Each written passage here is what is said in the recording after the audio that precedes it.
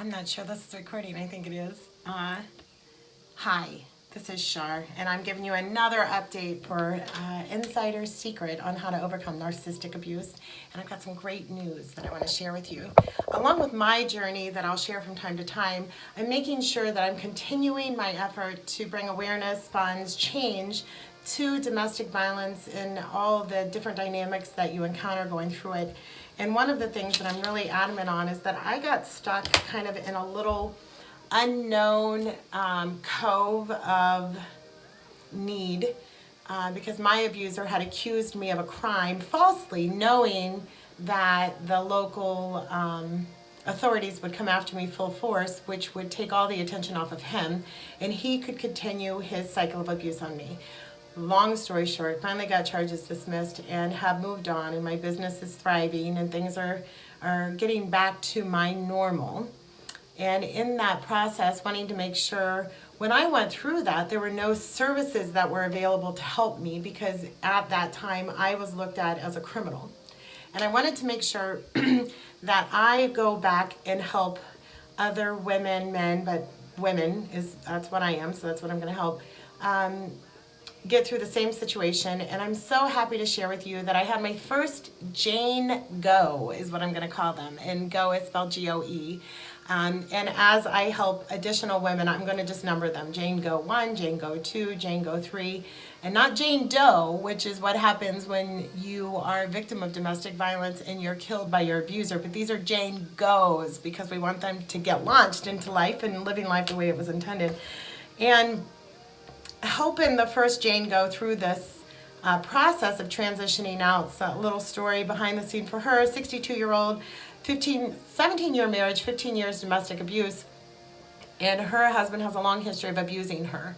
And she's a little bitty 100-pound woman, he's about 250, and he finally figured out that when the cops are called, if he claims that she hit him, now, for 15 years, it's been him that's going to jail and getting in trouble. She's never, ever, ever, ever been in trouble for anything like that. But this last time, when he called the cops, he claimed that she hit him.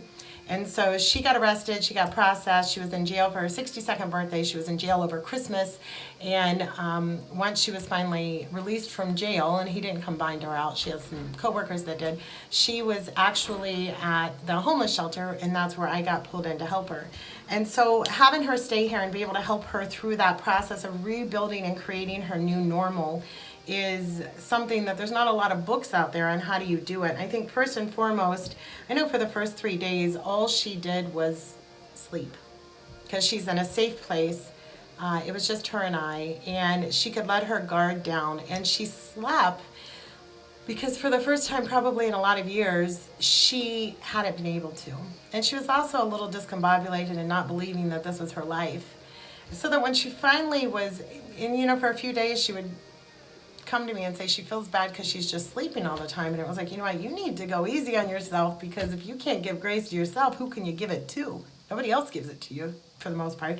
And so allowing her that time to just not even heal, I think just get her feet underneath her and feel safe is I know in my own story, until I was able to get into my next living situation, I went out and bought a townhome and get a security system in it where I felt safe because nobody was doing anything to protect me. They thought I was the bad guy, and this person was still attacking me in different ways that I couldn't feel safe. That until I could get really good sleep, I wasn't able to get my feet underneath you. So no, first and foremost, if you're exiting or leaving a domestic violence situation, you need to get to a safe place where you're able to get your feet underneath you and just get a good night's sleep. And if it's one night, if it's 7 nights, just allow yourself the grace to know that it is during our sleep that we're actually healing. We're healing our body physically, and we're also healing our mindset and allowing yourself the grace of doing that. And even in sleep, and in your sleep, everything is possible. And so you can dream and kind of escape for a little bit, and that's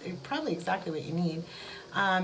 And then after that, we started really focusing on, she had woke up one day and she found that she was a little stuck because there was no resources available to her, because she was, according to the system, she was the abuser, and she really wasn't, but this is what they'd labeled her. So none of the resources were available for her to find housing, for her to get her new normal going, and she was just in a holding pattern.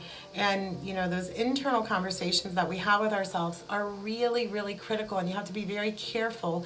There is a video out there, if you Google on YouTube, on the Miracle of Water. It's like the 3.5-minute version. Go watch that, because it's incredibly important, and by the end of it you'll understand what I'm talking about. The internal dialogue and the internal conversations that we have with ourselves, especially at this time, are really important. And when you find yourself beating yourself up or saying, you know what, maybe I should just go back, we need to stop that insanity and realize first, even with any 12-step program, the very first step is just recognizing there's a problem. So realizing that you're maybe not talking to yourself as well as you should, because for years you haven't been talked to very well. Stop that internal dialogue. And part of what's going to help you do that and recognize that is to really limit your amount of television that you're watching. If you're going to watch something, make sure that it's something that's going to make you happy or make you laugh or empower you to a better place. Don't be watching those movies or television that creates a lot of emotion in you, because you don't have a lot of extra to share at this point. Make sure that that you're not listening to sad music, and that you really stay clear of some of those negative people. And you know who I'm talking about when I say that, the people that are draining you and taking more energy from you. You have to be very careful right now at this time that you're not really spending a lot of time with them. And if that's all that you have around you at that time, really stepping outside of a comfort zone, maybe reaching out to a church, reaching out to a friend, and finding the people that are going to be able to fill you up a little bit while you're down, and be very careful of your downtime and who you're surrounding yourself with. So one thing that I had Jane go do was, in the morning, she has a mirror in her room, and we wrote on it, and she knew every day she woke up there was one thing today that she had to get done. Just one. Now when you're rebuilding your whole life, you can think that there's just hundreds, and you can have those wheels turning in your head and just really get into where you're frozen because it's just too overwhelming. Or we can break it down. And so, the first few days were that she was going to take a shower, that she was going to eat 3 meals, and really just break it down into basic things that today we're just going to do this one thing today. And as time goes by, she kept a journal, so she was able to say, on this day I did this, and this day I did this. And as time goes by, she was able to look back, even after quick amount of time, 2 weeks, and see how far that she's really come. I need to turn this off so you guys don't. And then the other thing is for her to list 5 things every morning that she was grateful for. And this grateful, you can't reuse it. You can't say the same 5 things every day. So the first few days, pretty easy. You could say, I'm happy that I have my eyesight, my vision, my touch. I'm happy that I know this Jane Go had an automobile. So she was a step ahead of a lot of people exiting a relationship. So every day she's listing 5 things that she's very grateful for, because what we focus on expands. And so if we're laying in bed, or if we're focusing on how much devastation or how much our lives have changed with this instance that has made you have to create a new normal, you can really get kind of lost in that abyss. But to take the time and focus on what you're grateful for, and to realize that you're really better off today than you were yesterday. And the more we go seek those things that we're grateful for, the more that you're going to be able to find them. Now, logistically, I know that even with doing the 1 thing a day and the 5 things that you're grateful for, there was still a lot of sleeping. There was also crying. And just allowing yourself to cry. I know in my own instance, my life was just completely turned upside down. And there were times where it wasn't crying, it was probably just moaning and letting pain exit my body. The thing with emotion, unlike physical abuse, where it's called physical abuse, so there's physical symptoms that you can see. Emotional abuse, and those emotional things that happen to us, you can't see emotion at all. And so if we could, we'd be able to probably walk around and realize how much emotional abuse there is. But emotions aren't something you can see. And I believe that by crying, it is one of the only things that we can do physically that allows a release of those emotions to just kind of come out. So, crying into a pillow and just hugging it and allowing yourself to get that sloppy, snotty, cry out, it doesn't mean that you're weak. It doesn't mean that you're not moving forward. It means that you probably loved really deeply. and that you just got some healing to do internally. And every time you cry, just know that that's almost like I want to say like a scab for your soul, or just some healing that you're allowing yourself to do. So don't feel that because you're still emotional or you're still crying that you're not moving forward in direction. As long as you woke up, and heck, I want to say get out of bed, but if you can't get out of bed, that's okay. This is all, tomorrow figure out what the one thing you're going to do is, and on that day, that's where your focus is until you get it done. And if something happens where you can't get that done, you mark it down and you make it the thing that you do the next day until you're able to mark that off your list. And with Jane Go, she, oh wow, after we had this talk, after about 3 days of focusing on, her one thing that she's going to get done and then 5 things that she was grateful for, she was on fire. And she got her Social Security in line. She got her job back. She interviewed to get her job back, and then she got her job back. And then she went out and she's got a place to live. And so her momentum is building, and it's building in a way that's long term for her. And she understands that she's building her new normal, and she gets to completely choose what's in that. And so the beauty of that is that you're in control of it all. So we don't have to give that part up anymore. You get to choose. You don't want to have a house where there's fighting. You don't have to. I know in her situation, she has a son that was living with her, that when this all happened, her ex kicked her son out. So here she is staying in a safe house, knowing that her son is out on the street, homeless.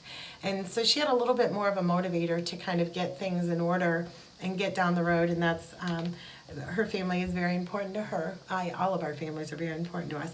Logistically, one thing that you probably need to do right away is to see if you can get a post office box or find the address that you can use long term to receive mail, and not the address that you came from or an address that is known. If you're working, maybe ask your employer if you can have personal mail sent there. If you have a friend, if you have a church that you belong to, seeing if you can get mail at that consistent place that you're going to be at, so that your things can follow you. It's as Jane Go is setting all of this stuff up right now. She's using my address, but now she's already moved. She's got a different address, and that's something that logistically early on it would probably benefit you greatly to make sure that you've got a PO address or an address that you can use long term. Maybe a relative who doesn't mind getting your mail at their house, that owns a house that you know is not going to move. That would be very happy or very helpful. And then also to make sure along the way that you really slow down and stop and celebrate the small successes and the small steps that are getting you through this process. I know for Jane Glow, when she was arrested, she had spent her 62nd birthday in jail, and so there was an evening that we went out just to celebrate her birthday the right way, the way that she deserved, not the way that it actually happened. And not that we can go back and do things over, but if we had to, we probably did it the way that she would have chosen to have it. So make sure that you slow down and you celebrate those small successes. You pat yourself on the back, even if somebody else isn't there to do it. And you realize, especially if you're keeping a journal, or if you're a cell phone user, just keeping a notebook that says, today I did this, and these are the 5 things I'm grateful for you to be able to look back and in a short amount of time be able to see how much progress that you've made. And all those little short steps, you don't learn to walk as a baby and the next day you're doing marathons. It all takes little bitty steps to get you there. And knowing that even one day after you leave a situation, you're in a better position than you were the day before, and that you're always in a position to help. Now, you may not be in a position to help financially, but you're in a position to help by listening, by talking, by looking around and paying attention at maybe some of the things that were missing or some of the things that you didn't have that you wish you had. Go be that to other people. Speak up and let other people know those things, because everybody wants to, I believe everybody wants to help each other and stay connected, but I guess there's probably a few people who don't. I don't talk to those people.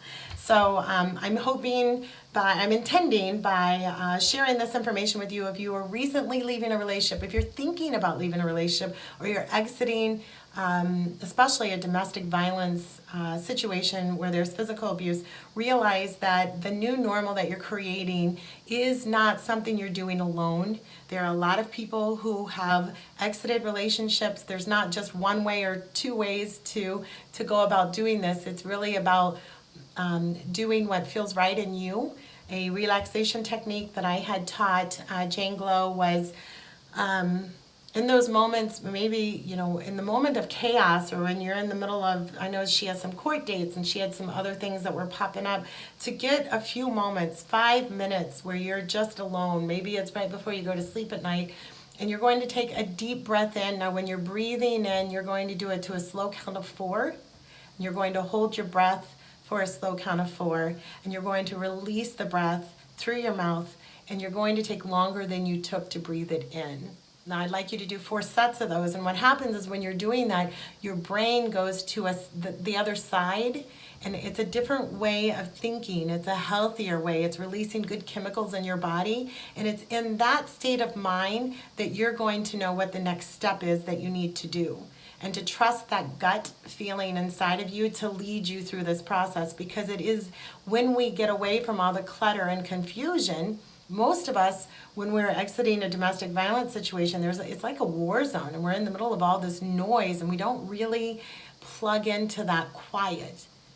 But all you need is a couple minutes in your car at night before you doze off. Turn the TV off and just get really quiet and plug into that, and that's going to give you the direction and the ability to figure out how you're going to navigate your exit strategy, when to do it, when to align with, and trust that gut feeling that you probably have not been trusting in a long time.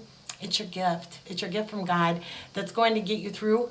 And you know, they say the Holy Spirit lives in you. I call it your gut. Some people, everybody's got a name for it, but it's there. It hasn't gone anywhere. We just need to learn to plug into it. So I hope that through listening, my intent through making this video is that if you are leaving a domestic violence situation, if it is anything that feels like you are anything less than amazing, you don't have to tolerate that, stand that, definitely not physical abuse. That's never acceptable. And know that you've got a world of people that think the world of you. And a lot of it is just that you need to speak up and ask for help. Domestic violence is one of those things that we've just kind of brushed under the rug, sadly, especially when it affects 50, 75%. I think it's more. Just people don't talk about it. And they don't talk about it because it is usually so personal to us. It makes us vulnerable. It's in vulnerability that we bond. And it is through vulnerability that we grow. And when I say grow, I just mean mindset. And you know, it's called a growing pain because it kind of hurts. Just like the physical growing pains with our bones, there is emotional growing pains that happen when you realize that you are just an amazing, amazing gift. And that from your beginning, you were designed for greatness.